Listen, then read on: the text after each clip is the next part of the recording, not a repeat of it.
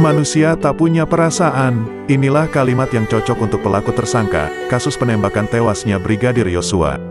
Kali ini, publik dibuat melongo dengan alasan Baradae mengeluarkan tembakan ketika Brigadir J berlutut dan merasa kesakitan sebelum ajal menjemputnya. Namun sebelum lanjut ke beritanya, bisalah kalian tekan dulu tombol subscribe terlebih dahulu, sambil nyalakan lonceng notifikasinya. Oke, kalau sudah mari kita lanjut. Tak cukup 3 kali tembakan, ternyata Baradae ini menembak 2 kali Brigadir J dari jarak dekat. Mengenai alasan mengapa Baradae nekat menembak Brigadir J dari jarak dekat, ini pun terkuak. Fakta baru soal Baradae menembak Brigadir J dari jarak dekat ini, awalnya diungkap Komnas HAM. Diberitakan sebelumnya, kalau Brigadir J dan Baradae ini terlibat baku tembak di rumah dinas Kadif Propam nonaktif Irjen Verdi Sambo. Kabarnya Brigadir J melepaskan 7 kali tembakan, namun tidak berhasil melumpuhkan Baradae. Sementara itu, Baradae hanya melepaskan 5 kali tembakan dan langsung menewaskan Brigadir J di tempat. Ada 3 kali tembakan dilayangkan Baradae dari lantai 2, sementara 2 tembakan lain diarahkan dari jarak dekat. Dia, Baradae, menembak 2 kali lagi untuk memastikan orang yang menyerang dia ini, itu betul-betul bisa dilumpuhkan. Itu kesaksian dia, Baradae, sebagai terduga tindakan tembak-menembak itu, ucap Ketua Komnas HAM, Ahmad Taifan Damanik. Apa alasan Baradae tidak memberikan tembakan melumpuhkan pada Brigadir J? Pengacara Andreas Nahot Silitonga juga membeberkan alasannya. Menurut pengakuan Baradae kepadanya, peristiwa baku tembak itu berlangsung sangat cepat dan tidak lebih dari 2 menit. Disebutkan pengacara, dalam waktu yang relatif singkat itu suasana berlangsung mencekam. Pada saat peristiwa tembak-menembak disampaikan kepada saya, waktunya tidak lebih dari 2 menit, ucap Andreas Nahot. Maka dari itu menurut sang pengacara, aksi yang dilakukan Baradae itu, hanyalah membela diri. Pasalnya, posisi Baradae saat baku tembak dengan Brigadir J itu pun antara hidup dan mati.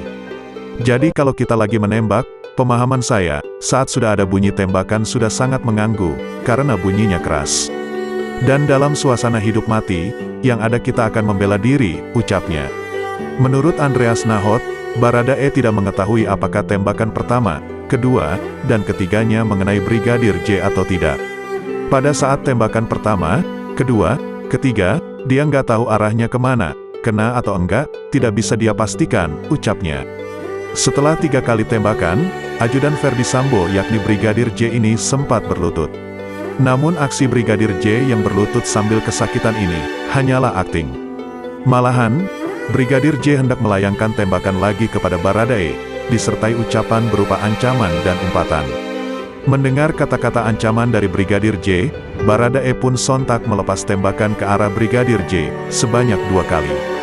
Yang disampaikan kepada saya, pada saat kondisi terakhir dia, Brigadir J, masih berlulut. Masih ada gerakan, yang kira-kira menurut pertimbangan orang yang ada di situ.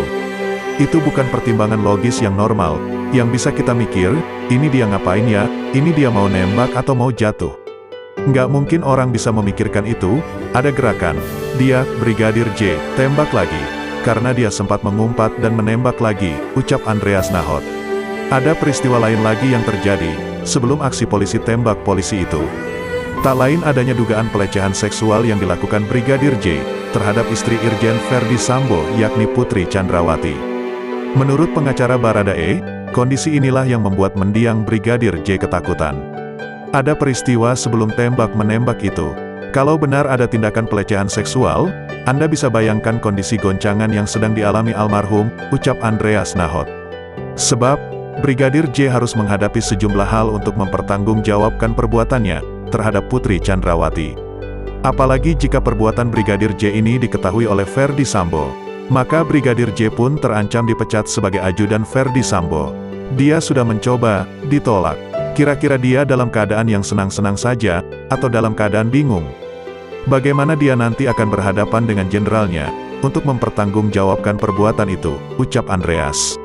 Selanjutnya, bagaimana pendapat kalian Sobat YouTube? Berikan jawaban kalian di bawah kolom komentar ya. Dan jangan lupa, like, and subscribe, sambil nyalakan lonceng notifikasi. Oke, sampai bertemu lagi di video kami selanjutnya.